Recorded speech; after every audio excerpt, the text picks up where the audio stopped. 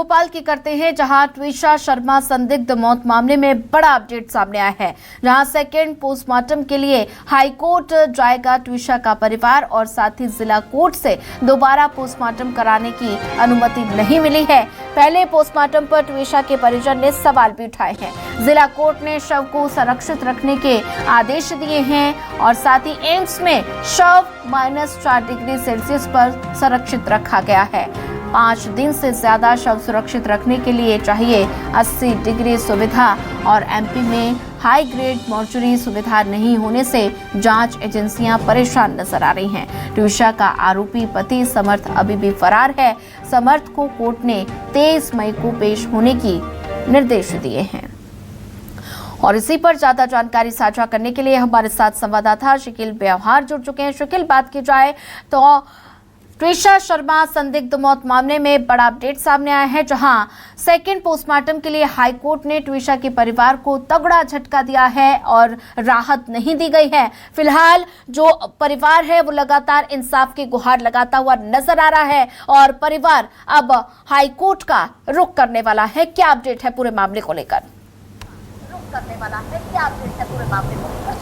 देखिए, कल इस पूरे महत्वपूर्ण मामले में सुनवाई की गई थी और इस सुनवाई के दौरान यहाँ पहले ही परिजनों ने इस बात की आशंका व्यक्त की थी कि उन्हें राहत नहीं मिलने वाली है। हालांकि न्यूज़ 24 ने उनसे पूछा कि आखिर ऐसा क्यों, तो उन्होंने साफ तौर पर आरोप लगाया था कि जहां आरोपी जज के परिवार से ही है और जहां सिटिंग जज के आधार पर बातचीत की जा रही है, इसके अलावा पहले ही अगर ये किस्टाप थाना होता तो मिल जाता, लिहाजा सिर्फ एक शतरंजी चाल में उन्हें फंसाया जा रहा है, वक्त को बर्बाद किया जा रहा है। वहीं अगर हम कल कोर्ट की दलील को अगर देखते हैं तो कोर्ट ने इसमें 3 महत्वपूर्ण बात कही है।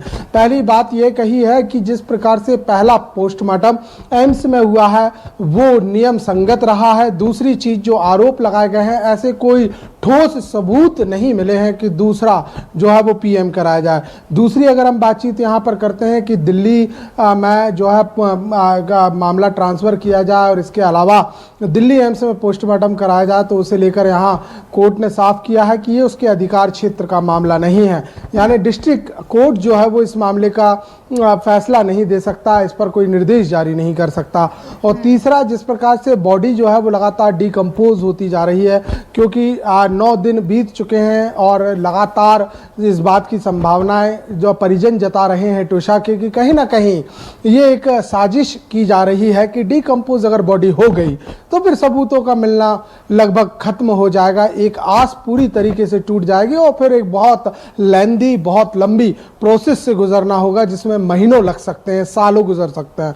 तो इसी कारण जो है यहाँ साफ तौर पर जो इस दलील को सुनते हुए कहीं ना कहीं कोर्ट ने इस बात को कहा कि वर्तमान में जो टेम्परेचर है वो नाकाफी है, लिहाजा कटारा हिल्स के एएचओ यानी थाना प्रभारी को यह निर्देश दिया गया है कि -80 डिग्री यानी कि जो 80 टेम्परेचर कम जहां पर माइनस में हो, ऐसी सुविधाओं को आप जानकारी जुटाएं और इससे अवगत कराएं और यह जो है सब सुरक्षित रखा जाए। वहीं अगर दूसरी ओर हम अगर आरोपी समर्थ सिंह की बातचीत करते हैं तो इन पर इनाम भी बढ़ा दिया गया है। अब ये इनाम 30,000 रुपये का कर दिया गया है और इसके अलावा अगर देखा जाए तो पुलिस ने माफ़ कीजिए कोर्ट ने एक आदेश यहाँ पर जारी कर दिया है कि उन्हें 23 तारीख तक हर हाल में कोर्ट में हाजिर होना होगा। और वहीं अगर दूसरी ओर देखते हैं तो इस पूरे मामले को लेकर अभी भी आरोप प्रत्यारोप का दौर थमने का नाम नहीं ले रहा है। कल ट्विशा के जो परिजन हैं, जो उनके पिता हैं, उन्होंने इस बात का साफ तौर पर दावा किया है कि जो इनकी पूर्व जिला जज जो सास हैं गिरिबाला सिंह, उन्होंने लगभग 40 से ज़्यादा जजों को कॉल किए हैं, इस बात का दावा किया है। और ये जो है उन्होंने कहा है कि कहीं ना कहीं जिस प्रकार से जो जजेस को कॉल किए गए हैं, 40 से ज़्यादा जजेस को कॉल किए गए हैं, इनमें कॉल में कहीं ना कहीं जो है इस मामले को लेकर जो सुनवाई से पहले जो केस को कहीं ना कहीं कमजोर करने की बातचीत कही गई है।